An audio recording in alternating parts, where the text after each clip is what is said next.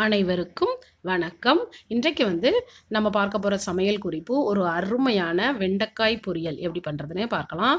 இது ரொம்ப சூப்பராக இருக்கும். அதே சமயத்தில் ரொம்ப சிம்பிளான ஒரு ரெசிபி. இது வரைக்கும் நம்ம வீட்டு கிச்சன் சேனலை சப்ஸ்கிரைப் பண்ணாதவங்க கீழே உள்ள ரெட் கலரில் சப்ஸ்கிரைப்னு எழுதியிருக்கிற பட்டனை ஆன் பண்ணிக்கோங்க.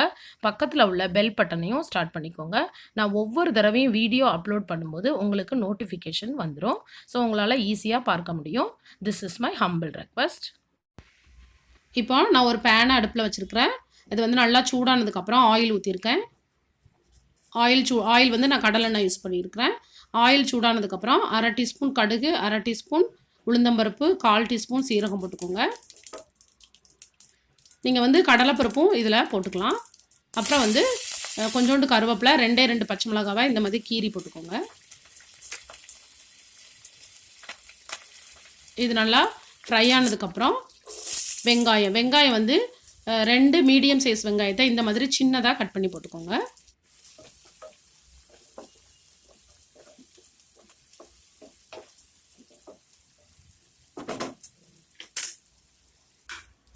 இப்போ வெங்காயம் இந்த மாதிரி ஓரளவு வதங்கினதுக்கப்புறம் வெண்டைக்காய் நார்மலாக நீங்கள் வாஷ் பண்ணிவிட்டு கட் பண்ணி எடுத்துக்கலாம். இந்த மாதிரி கட் பண்ணி போட்டுக்கோங்க.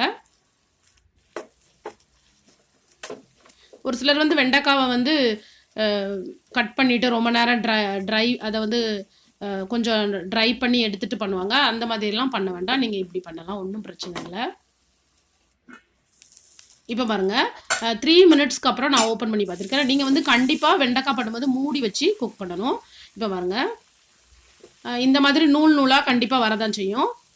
உங்கள் வெண்டைக்காயில் ஈரப்பதம் இருக்கும்போது கண்டிப்பாக இந்த மாதிரி நூலாக வரும். நீங்கள் என்ன பண்ணணுன்னா திரும்பியும் மூடி வச்சு நம்ம இதை குக் பண்ண போகிறோம்.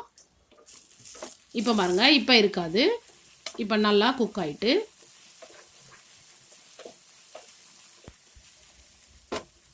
இப்போ இந்த வெண்டைக்காய் நல்லா வெந்துட்டு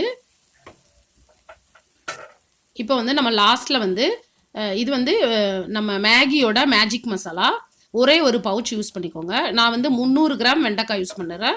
நீங்கள் 1/4 கிலோ வெண்டைக்காய்க்கு இந்த மாதிரி ஒரு பவுச் யூஸ் பண்ணிக்கோங்க.